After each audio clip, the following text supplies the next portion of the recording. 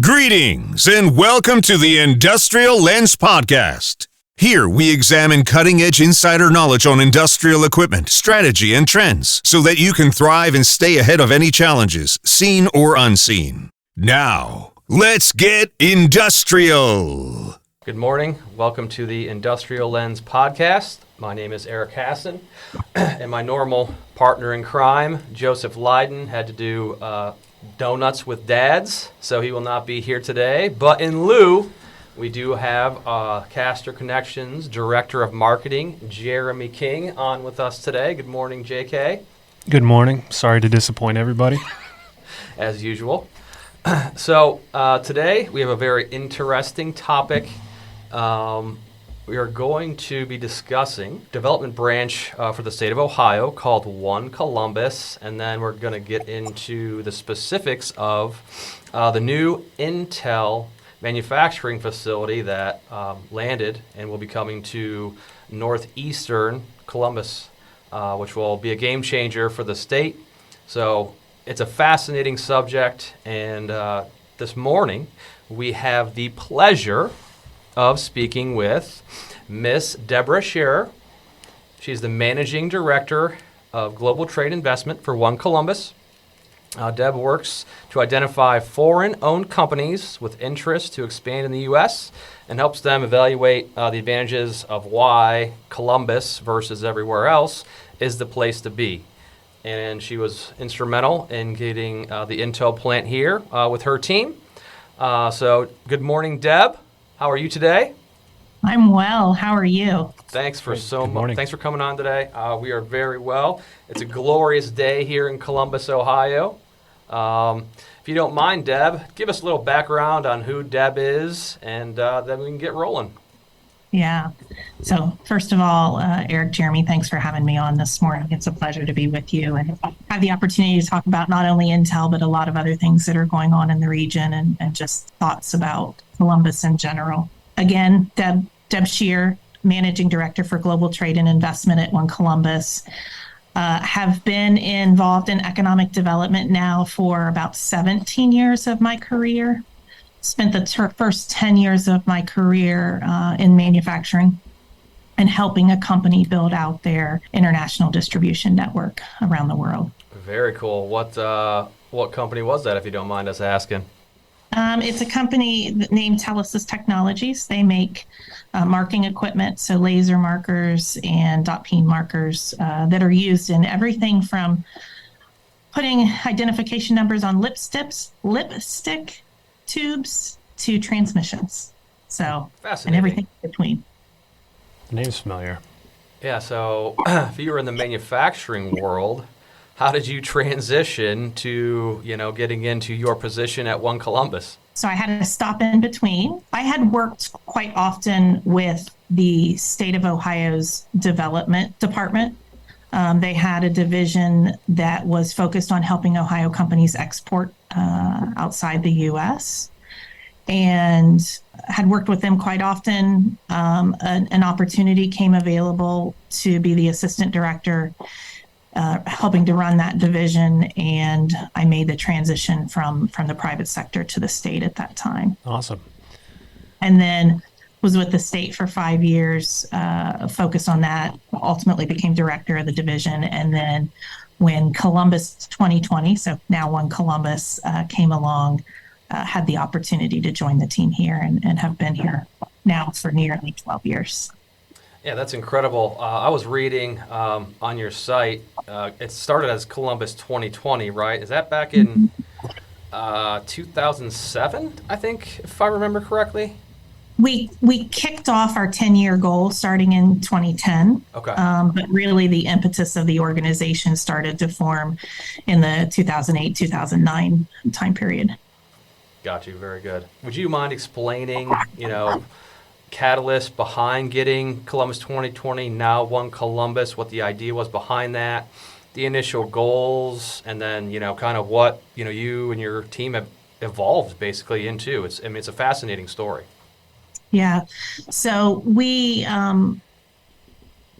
the business community here came together and really banded and decided that for Columbus to continue to be a vibrant place, even a more vibrant place, to have opportunities to be able to attract talent here, we really needed to have a concerted effort on economic development. And so went around the country, looked at best practices, put together a strategic plan for the region on a 10-year economic growth plan, and then brought in the team to really implement that plan and move it forward. So we finished our first 10-year plan, reached our goals that were associated with that, and then have now since launched into our next decade of planning and are trying to move that forward as best as we can and be successful. And so that's where we're at. We have very strong support from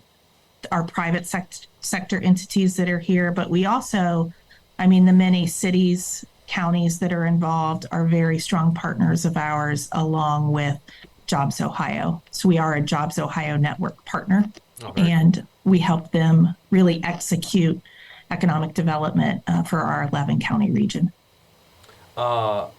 Your first 10-year plan, the goals are rather astounding. Would you mind just sharing what those overarching first 10-year goals were?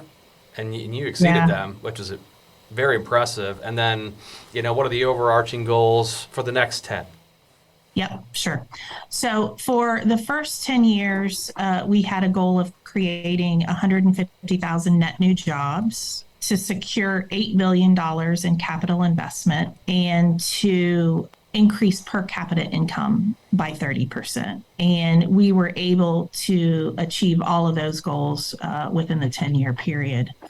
And so, that was a feat that many, including ourselves, we thought that was really something that was maybe unattainable, but we certainly wanted to have stretch goals, and we were able to achieve those, and it's been remarkable. We launched into the new plan starting in 2020, and our goals surrounding that are to have secure another 60,000 jobs. Those are jobs that we as an organization are directly engaged in, where if you look at the 150, that was just net increase overall. We strive to add another 3.3 billion in payroll. So our communities are thriving through, disbursement of income, and then also have an additional 10 billion. That's incredible. That's the first 10 years is a great goal to have, and the fact that your team exceeded it is congratulations. That's awesome. Absolutely. And then it seems you are well on your way, already a few years into achieving the next 10-year goals in a much shorter period possibly, and we'll get into that too. So like when you're selling or pushing for the state of Ohio for those investments and the public companies that we want to bring here, what are the top 3 to 5 selling points that really separate the state of Ohio versus everybody else? Sure, it's a good question. I will share with you what's really fun about this job is the priorities of each company and their decision-making process are different, right? And so part of our job is to understand what's making them tick towards their decision. What are their priorities? And if we have strength in those areas to really emphasize and introduce those assets or strengths into the consideration. But overall, I would say, the top 3 items that we talk about frequently are cost of doing business overall. Ohio has a great tax climate when it comes to being competitive with other states around the U.S. Talent, the war for talent is real, and we have great access to talent and a continually filling pipeline, specifically when we think about the universities that are located not only throughout the state, but really here in the region. And then market access to their end customers, access to other businesses, access to their supply chain. Those are really the 3 top drivers that I would say we come across. and that we try to emphasize and sell. Great. Thank you very much. Your site lists several different services that One Columbus offers, including promoting why businesses should come to Columbus, as well as assistance in international business or finding sites, finding talent. Would you say that is there really, do one of those aspects make up a main focus of One Columbus, or is it spread pretty evenly? Again, it's dependent upon the client. What I can share with you is that site selection always comes into play. Where's the real estate? Where's their home going to be? So that comes into it. Sometimes they're working directly with our real estate community already, and so we're just engaging as part of the team. I feel like our role is really to help guide the company in all the areas. So site selection, talent, utilities, local governments, incentives, any other connections that are important for them in the market, to really present them with the story, guide them through the process, and ultimately it's up for them to decide whether Columbus is the best market for them. Sometimes it isn't the best market. Sure. And if it's not, we're happy that we had the opportunity to at least present our case and go through the process. But many times companies do find that Columbus is the attractive place for them to be. So then it gets down to how can we really make the deal happen? Great. One of the things I was thinking about in advance of speaking with you is the fact that Columbus has historically been a major test market because of its demographics, closely mirroring the rest of the United States. Do you find that business trends here in the Columbus region are a microcosm of the rest of the country, or are the two unrelated? I would say that I wouldn't necessarily say that business trends here are a microcosm, because when I think of the test market and I think of Columbus, I think that pertains more to consumer practices. Sure. What's attractive from a consumer goods standpoint, the retail environment, the including food and things like that. So I wouldn't say that that's necessarily the case from a business trends. I see. I will say that we do tend to be creative when it comes to how businesses are operating. I would also say that when it comes to business trends that are specifically economic based, so how the economy is doing, I don't think that we match the rest of the country. Right.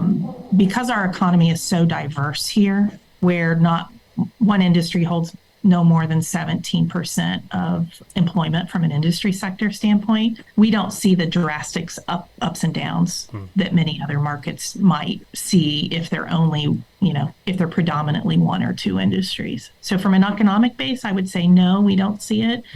From a retail consumer products, consumer behavior standpoint, it's a great place from a test market standpoint. Thanks. And that leads me to a question, Deb, because if I remember correctly, I think Ohio is the 8th largest manufacturing per capita state, or at least top 10, somewhere in that range. So do you see manufacturers trying to enter Ohio to set up shop versus, restaurants or different sort of industries? You mentioned diversification and that 17% of the employment. So just wondering, especially with the Intel plant coming in, the new battery plant coming in, to support, the Honda, GM, EV whole transition. Just kind of wondering, do you see maybe a slight transition where maybe manufacturing might become more of a player versus other industry? So I will tell you, when we look at our pipeline and the strength of our pipeline, the strength is by far in manufacturing right now. There's a lot of different things that are driving that, in my opinion, including federal government incentives. That's driving. We're seeing in the semiconductor and the EV and in the renewable energy space, seeing a lot of interest from a manufacturing standpoint there. The cost of logistics. I mean, I was talking with a client yesterday who said, part of the competitiveness right now for them is because they're manufacturing everything in the U.S. and the cost of a container from Asia right now is so significantly higher than it has been in the past. It's the price has dropped a little bit in let's say the last 6 months, but it's still extremely high. And so because of that, and we're seeing more companies want to participate in the U.S. market, we're seeing that manufacturing growth. Because of the pandemic and the office situation, the hybrid work, we're not seeing as much on the office side. It's not that it's not happening, it's just they're not looking at physical space as much. And when we think about retail and things like that, we work with economic-based companies. So we're not directly engaged in the resale side. But if you have the economic-based companies come, the retail side automatically comes. No, sure. Because that makes sense. they're needing to service those that are here. And you mentioned also, and this is a problem we deal with at Caster Connection, almost every workplace out there, is the talented workforce. Talent. It is very difficult to come by these days.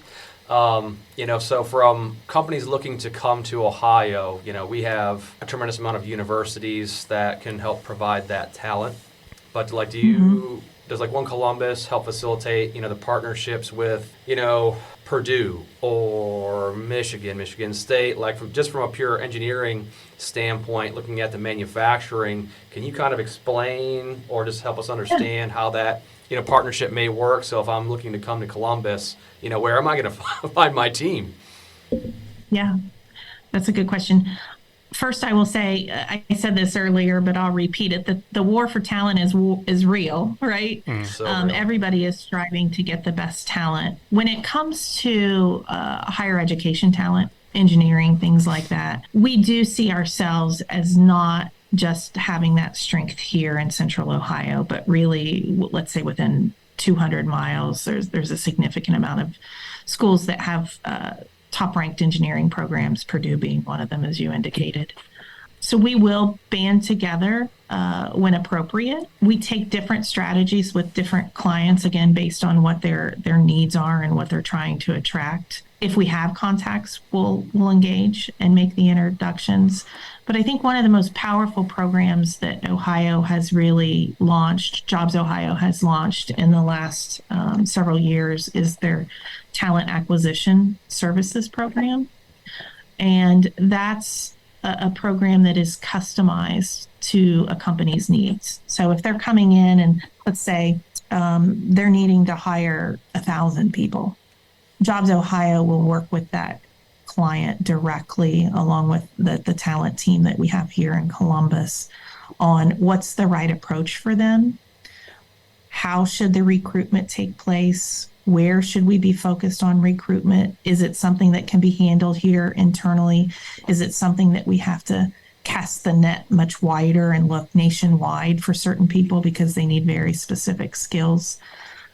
And they really go through that as a customized program to make sure that at the end of the day, the company is able to achieve what they need to do on the workforce side. And related to that, in the previous question about the kind of industries moving in, and you mentioned that we're not seeing as many office-type jobs move into the Columbus region. Has that affected the focus of One Columbus, or what impact has that had on the work that One Columbus does, just with what the COVID era has caused in terms of more folks being able to be remote? What has that looked like? Have you seen an exodus of office type jobs from here? Or are we gaining more, or what does that look like? Yeah, I wouldn't say that we're seeing an exodus. What I would say is we're just seeing a different way of working. And so where, what I find interesting is many of the companies where they were fully remote during the pandemic, they are maybe starting to require some of their employees to be in the office 2 or 3 days a week. But when you have 2 or 3 days a week and maybe they're staggering their staff, you just don't need as large of a real estate space. Sure. In some instances. So that's one different lens that we look at it through. The office is still very important and it's still very much alive in our market. It just looks a little bit different. Sure. Yeah. We see the same thing at Caster Connection. And the other thing that that makes the talent situation even more competitive is for those that have the ability to be 100% remote, they can market themselves nationwide. Yeah, absolutely. That's a great point. Definitely changes things up from a few years ago. Oh, for sure. Yeah. Do you notice, Deb, as these companies come to Ohio, your Intel, your Amazons, it doesn't matter who, as we fight for talent, what has that done, from a wage standpoint? Like, what have your team witnessed? Because I know we deal with it at Caster Connection. What hourly wage we need to offer? What are the benefits? And does the workforce out there, do they care about a higher wage? Or is it more about the benefits? Is it more about the flexibility? Like, outside of having a degree, what entices these folks to work for company A versus company B to get that talent out there? Well, if that is $1 million question, Right. But I will share with you based more anecdotal conversation on this from what I'm hearing from my clients, and ones that are succeeding and others that maybe are still trying to find their way. Yeah, that'd be great. Flexibility sometimes is more important than the hourly wage. So I have clients that on the average, and most of my clients are in the manufacturing area. So that's the lens that I look at it through. I have clients who are not the highest payer in an area, but maybe they're doing 4 days, 4 tens, from the production standpoint. I have clients that have gone towards one client a couple weeks ago that I was meeting with referred to it as mommy hours. So they're attracting mothers who want to be home in the morning to see their kids get on the school bus. They want to be home in the evening to get the kids off the school bus. So they're working hours 9 to 3, for example. It's part-time work, but they're flexible in allowing that. I have some clients that have switched from your bands of hourly rates to your hourly rate will be determined on the amount of building block skills that you have. So as an example, if you're able to work on one part of the line, you'll get paid the starting rate. But once you've tested out and you're able to work on 6 areas of the line, your pay is going to be higher. Mm-hmm. If you're able to work on 12 areas of the line, your pay is going to be even higher than that. So companies are achieving their goals in different ways. I would say that's not to say that wages are not important, because they are important, and we have seen them increase over time. We're still very competitive from the national average standpoint, and lower than the national average in many cases. Benefits versus wage is an interesting topic that many companies debate. I would say maybe the older that you get, the more you appreciate the benefits, specifically when it comes to healthcare. But a new person entering the workforce, that may not be their priority. So are there ways that they can offer different plans that allow them, their employees to decide where they need to be? So I think it's flexibility and creativity that really drives winning the talent race. I mean, it's a constant battle, and the flexibility is a big perk. Be able to work from home and be able to do your job. And I think that brings us to a good transition to kind of start talking about bringing the Intel plant here to Columbus. And so if you don't mind, so when Intel's out there looking at the United States, looking for places, what are the incentives and that sort of avenues on what starts that conversation to really get into the meat and bones of getting Intel and considering Ohio and Columbus as a potential manufacturing spot, for their corporation, because it's a big deal for them. It's a massive investment of billions of dollars. So if you don't mind, how does that initial process begin? Yeah, and maybe what were they looking for as well when we, well, Sure. Columbus, I say we, when Columbus became aware. Well, I've been in Columbus It forever. is we. You know, I'll speak on the we part first because you mentioned at the beginning that, One Columbus and myself, I was engaged in the landing of the company really from the periphery. I had teammates that were more actively engaged in it, but it wasn't. I mean, it really did take a village to get that project to land here. So I don't want. We certainly cannot take the credit for it. We were part of the team. We were part of Team Ohio, but we weren't. At times we might have been a driving factor, but everybody took a turn of being in the driver's seat, and so it really was a collective effort from our many university partners, Jobs Ohio, the state of Ohio, the Department of Development, too many people to name, the city of New Albany, Licking County. I mean, I could go on and on and on of those that were engaged, the city of Columbus. It really did take a number of individuals and organizations to come together to be part of Team Ohio and to really drive that project forward. When we entered the race to try to get Intel's attention and the fact that, we had opportunity or, and space available that we had identified that could potentially work for the company. Part of the reasons that they took a closer to look to us was, Ohio is a manufacturing state. So we do have a lot of capabilities here. You mentioned earlier in the conversation about casting that net wider from a talent perspective. That was something that was very attractive to them, that Ohio State was here and that they could, and Columbus State, and that they could partner with them, but really there was additional resources and they could cast that net really large. Not only was it the world-class universities, but also the career and technical schools that we had here. The K through 12 programming was very attractive. I would say Ohio State's and Columbus State's, their leadership and innovation and advanced manufacturing, those were all areas that kind of contributed to that higher education and engineering talent pipeline. Infrastructure development was really important to them. So water availability and system capacities, what the transportation and logistics infrastructure look like here.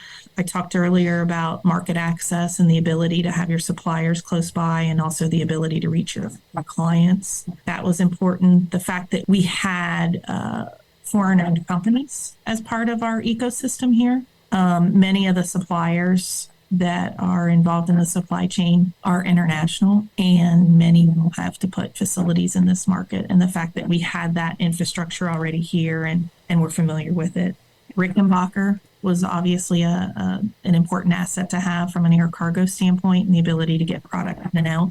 I talked a lot about the Team Ohio, but Jobs Ohio's leadership and responsiveness, partnerships that we put together through the process, the regional, state, and federal policy alignment. So, us all grabbing hands and walking together to really advocate for the CHIPS Act and the passage of that, public infrastructure planning.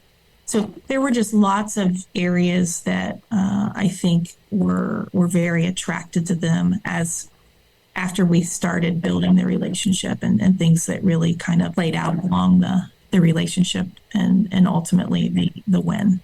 You got a lot of moving parts there.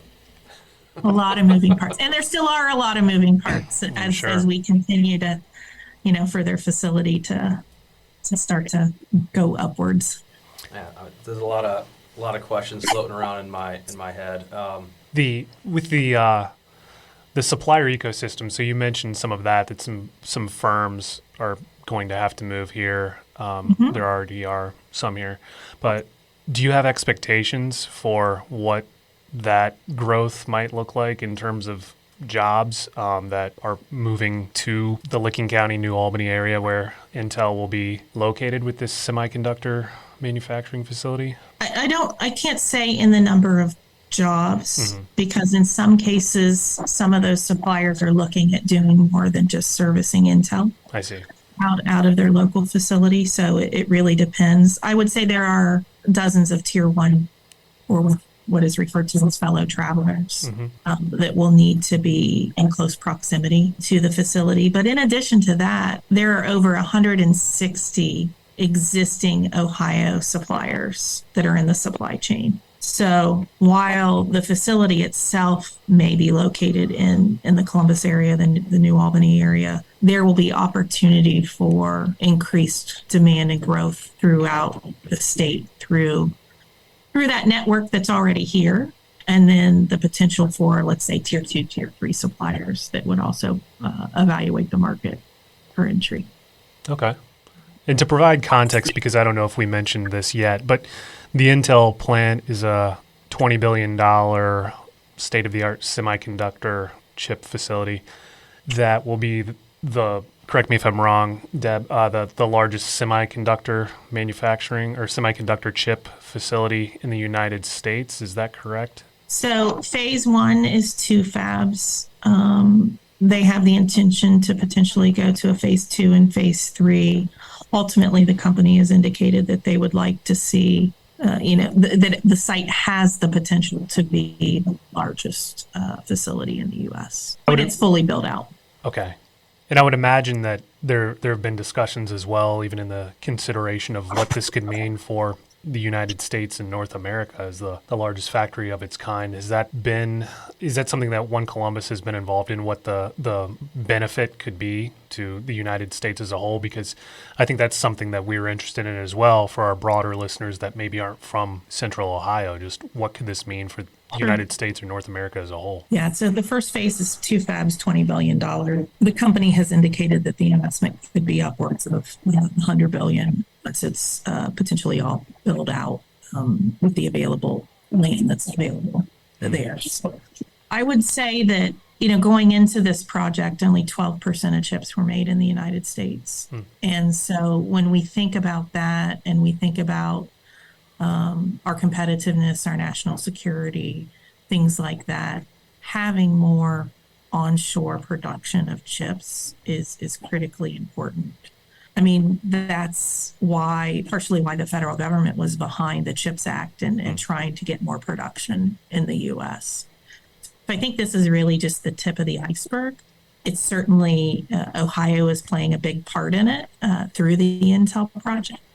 And I mean, look, the U.S. has announced almost $200 billion in U.S. semiconductor investments between 2021 and 2022. So this is an area that I believe will continue to see growth in the U.S. Interesting. And we hope that we're in the middle of it. Absolutely. That's really great insight into learning how this is growing and what our percentage of manufacturing in the U.S. has been for chips. Do you have any kind of projections out of curiosity on, for example, in X number of years, what percentage of the chips that we use will be from the U.S.? Or those Well, I don't think investment numbers are done. I mean, I think that there's still some investments out there. So I don't necessarily have a prediction. But what I can tell you is certainly our usage of chips is not going to go down. Sure. When you think about battery and EV production and automotive and the number of chips that go into that area, all of the consumer products that are electronics, where we're seeing a growing number of chips, semiconductor will be one of the most critical commodities of the 21st century. Got you. Thanks for that. And when it comes to, just the pure construction of a chip plant, it's much different, I do believe, at least from what the rumors that I've heard. The concrete has to be so thick. It's got to be so far from a railroad and or highway because of just the vibrations and how precise the manufacturing process is versus making, a washing machine or a microwave or whatever. Could you speak to maybe some of those specifics just so, our listeners can understand, it's a much different process than, your quote-unquote normal manufacturing facility? You were spot on some of the things of vibration and such. Water plays a critical role, although they're working very hard to continue to be able to use more recycled water, and that's one of Intel's goals, is to be able to fully recycle water usage. renewable energy comes into play, and in many of the cases, clean. I mean, if you were to see the inside of an Intel facility, I've had the opportunity to see videos. They refer to the outfits they wear as bunny suits. So you'll see them in bunny suits, massive clean room requirements around it. Just really unlike any other type of manufacturing, at least that I've experienced or seen. Yeah, I'm sure it's absolutely fascinating. How many direct staff members will the Intel plant employ? Is it 3,000, 4,000? 3,000. 3,000. So when you bring a massive amount of people to a new area, Mm-hmm. from a pure infrastructure standpoint, whether it's Columbus or wherever, I'm assuming a lot needs to happen. You're widening roads, you're adding retail, and so could you just kind of explain, 30,000-foot view of what's going to happen on the northeast side, because it's going to change dramatically.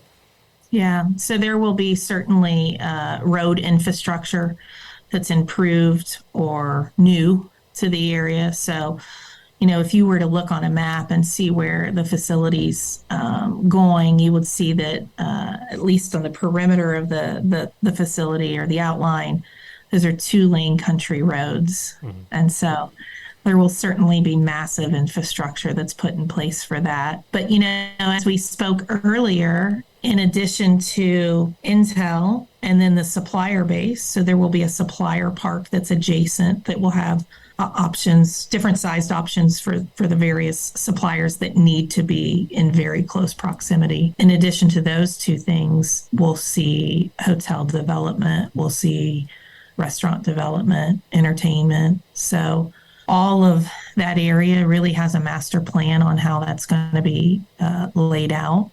And it will look differently, certainly, than it looks today. Oh, for sure. And it must in order to support that ecosystem. Yeah, definitely. What's the current timeline? I mean, because ground's been broken, they're working on pushing dirt, getting the foundation laid. When do we expect actual chip production to actually begin? Yeah, so facility is anticipated to open late 2025.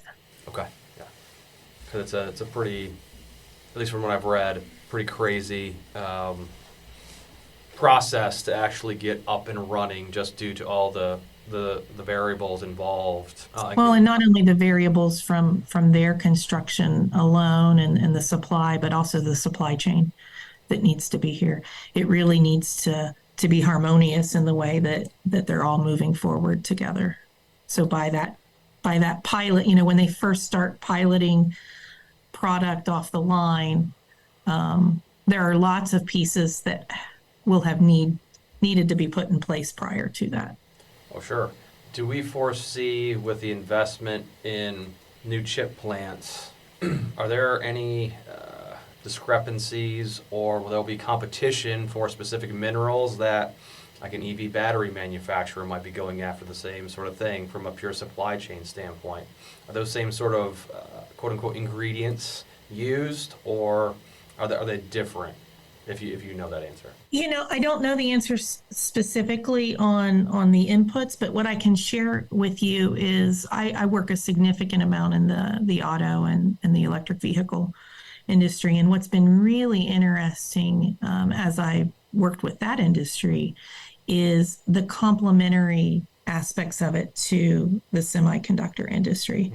So what we found as we've worked with different suppliers is that many of them play in both industries. I think they have to now, don't they? But even from let's say chemical standpoint, you may be working with a company that's a chemical company that has chemicals that are specific for EV and chemicals that are specific for semiconductors. And in some ways they're complementary. I wouldn't have thought that before, but knowing who our targets are and also seeing who's playing in that industry already, it's fascinating to see the complementary nature of it. No, that's great. I mean, it makes it, easier from a pure supply chain standpoint. Is there anything that you'd like to share about the Intel facility that we haven't discussed that may be of interest to the listeners out there? I would just say, these types of opportunities really are a once in a lifetime opportunity. And it's something that we have been just extremely proud to have been engaged in. And our job now is making sure that it can be as successful as it can be through our help as they continue to go through the build process. No, that's great. Thanks for sharing that. Yeah, thanks for that. Kudos Once to you you land and a everyone. project, it doesn't stop, right? That's when the real work really starts to take place. That's right. Once you get it, now the work begins. Definitely. That's right. So, Deb, another service that One Columbus provides to qualified companies is navigating funding sources and incentive programs, and that includes identifying, evaluating, and procuring the appropriate programming. Ohio offers performance-based incentives to assist companies that are starting, relocating, or expanding operations in the state. In your experience, how important are incentives in convincing companies to choose Ohio or elsewhere, for our listeners that aren't in Ohio, when starting, relocating, or expanding their operations? Yeah, that's a great question. That's a question, when I'm specifically talking with my friends who are not in the economic development world, and they're asking about what I do, and they read this in the paper, and they saw where a company had received incentives either at the state level or the city level.